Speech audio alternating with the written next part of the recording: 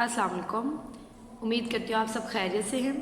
और जनाब आज का जो हमारा लेक्चर है ये है it's about this poem the huntsman. The huntsman poem. और आप ये देखते हैं कि इट्स अ नरेटिव पोएम जिसमें हमें एक फोकलोर जो है वो शेयर की जा रही है and it's about Kagwa. The huntsman is Kagwa. तो समरी तो आपको मालूम ही होगी, तो let's start the critical evaluation and the critical appreciation of the poem.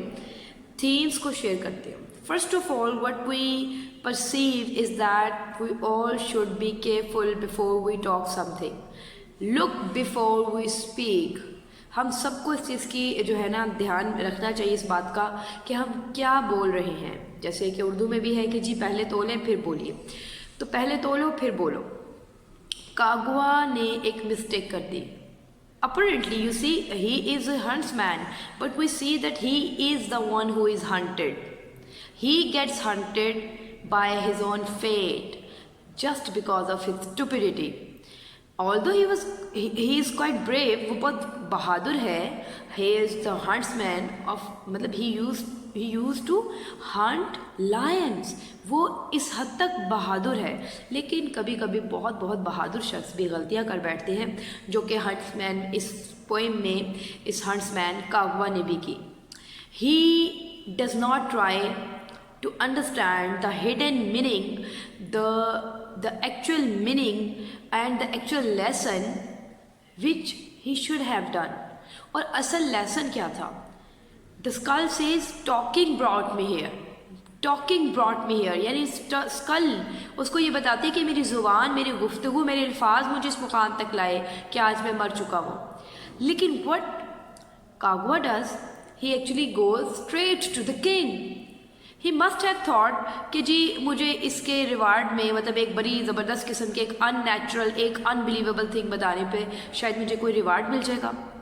लेकिन हम देखते हैं कि actually what he gets is death sentence, और वो भी किंग को जाके बता दिया। तो आप देखिए सबसे पहले तो उसने कोशिश ही नहीं की कि हम देखिए, ये मैसेज मैं आपको पहले भी बता चुकी हूँ। हमने जब ब्रेकफास्ट स्टोरी की थी उस वक्त भी मैंने आपको बताया था कि हमारी रोज़मर्रा की ज़िंदगी में, हमारी सराउंडिंग्स में हमें कुछ छोटे छोटे, हमारी लाइफ ही हमें कुछ मैसेजेस दे रही होती है जिन्हें हमने समझना होता है और उन पर अमल करने की कोशिश करनी होती है।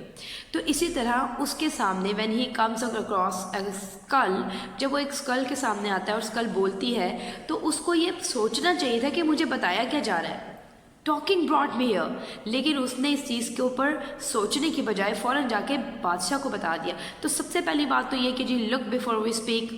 दूसरा इसका जो है इम्पॉर्टेंट पॉइंट जो है, इसका थीम जो है कि look before home we speak. हम किसके सामने बात करें ये भी बहुत ज़रूरी है, क्योंकि देखिए वो ये बात अपने फैमिली मेम्बर्स को भी बता सकता था, अपनी वाइफ को बता सकता था, अपने चिल्ड्रन को, अपने फ्रेंड्स को, रिलेटिव्स को, लेकिन अगेन एक मिस्टेक उसने की। He commits the mistake that he goes straight to the king.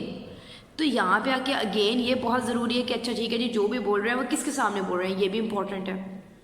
फिर एक और बात आ जाती है, इसका एक theme, life is unpredictable, our fate is ironic. हमारी फेट बड़ी आयरॉनिकल है। हमारी ज़िंदगी we cannot foresee what is going to happen in the next moment. और किस्मत कितनी आयरॉनिकल है कि वो एक शिकारी, लेकिन he gets hunted, he is now the prey. अब वो शिकार बन गया। किस चीज़ का शिकार बना? एक तो अपनी किस्मत का, अपनी फेट का, अपनी डेस्टिनी का। जिन औजारों को इस्तेमाल करके, जिन टूल्स को यूज़ करके वो वहाँ हंट करता था, वो लायंस को उनकी हंटिंग करता था, उनका शिकार करता था, आज उसी चीज़ से वो मारा जाता है। तो आप ये देखें कि लाइफ कितनी अनप्रिडिक्टेबल है। Huntsman gets hunted, he becomes the prey, वो विक्टिम बना।